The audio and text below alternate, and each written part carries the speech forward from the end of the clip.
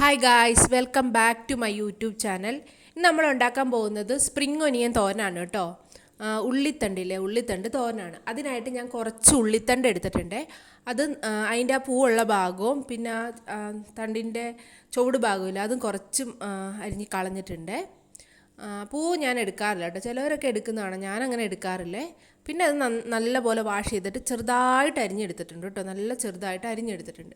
പിന്നെ നമുക്കിതിലേക്ക് വേണ്ടത് കുറച്ച് ചെറിയുള്ളി വേണം കേട്ടോ. ചെറിയുള്ളി നല്ലപോലെ ഒന്ന് ചെറുതായിട്ട് അരിഞ്ഞെടുത്ത് ഒരു 10 ചെറിയുള്ളി എടുത്തിട്ടുണ്ട്.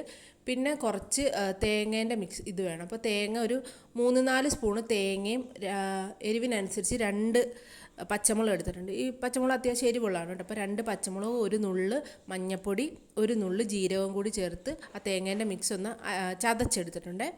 പിന്നെ ഇനി നമുക്ക് തോരൻ ഉണ്ടാക്കാൻ തുടങ്ങാം. അതിനായിട്ട് ഒരു ചീനിച്ചട്ടി എടുത്ത് അടുപ്പത്ത് വെച്ചിട്ടുണ്ട്.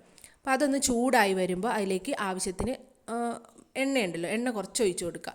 അത് എണ്ണ നന്നായിട്ട് ചൂടായി വരുമ്പോൾ കടുക് ഇട്ട് കൊടുക്കുക. കടുക് പൊട്ടിക്കഴിയുമ്പോൾ നമ്മുടെ കറിവേപ്പില ഇട്ട് കൊടുത്ത് അതൊന്ന് പൊട്ടിക്കഴിയുമ്പോഴത്തേക്ക് ചെറിയുള്ളി ചെറുതായിട്ട് അരിഞ്ഞ് വെച്ചിട്ടുണ്ടല്ലോ അതും കൂടി ഇട്ട് നന്നായിട്ടൊന്ന് വഴറ്റിയെടുക്കുക. ഈ ചെറിയുള്ളി നല്ലപോലെ വഴണ്ട് വരണം കേട്ടോ.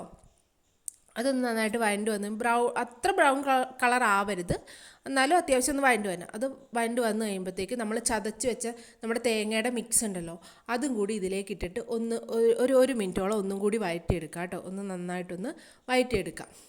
പിന്നെ ചെറിയുള്ളി ഒന്ന് നമുക്ക് പെട്ടെന്ന് വഴണ്ട് കിട്ടാൻ വേണ്ടിയിട്ട് വേണമെങ്കിൽ നമുക്കൊരു നുള്ളു ഉപ്പ് അപ്പം ചേർക്കാം കേട്ടോ. ഒരുപാട് ചേർക്കരുത്, കുറച്ച് ഉപ്പ് ചേർക്കാം. എന്നിട്ട് നമ്മുടെ തേങ്ങ മിക്സും ചേർത്തല്ലോ അതും ഒന്ന് വഴണ്ട് വന്ന് കഴിയുമ്പോൾ നമ്മൾ അരിഞ്ഞു വെച്ചേക്കുന്ന ഉള്ളിത്തണ്ടുണ്ടല്ലോ അതും കൂടി ഇതിലേക്ക് ചേർത്തിട്ട് ആവശ്യത്തിന് ഉപ്പ്, ഇപ്പോഴാണ് കേട്ടോ ഞാൻ ഉപ്പ് ചേർക്കുന്നത്, ആവശ്യത്തിനുള്ള ഉപ്പും കൂടെ ചേർത്തിട്ട് നല്ല പോലെ ഒന്ന് മിക്സ് ചെയ്ത് കൊടുക്കുക. ഇതിൽ വേറെ വെള്ളമൊന്നും ചേർക്കേണ്ട ആവശ്യമില്ല, കാരണം ഈ ഉള്ളിത്തണ്ടിൽ ഓൾറെഡി ജലാംശം ഉണ്ടാവും. അപ്പോൾ നല്ല പോലെ ഒന്ന് മിക്സ് ചെയ്തിട്ട് നമ്മൾ അടച്ച് വെച്ചൊരു 2-3 മിനിറ്റ് വേവിച്ചെടുക്കണം കേട്ടോ.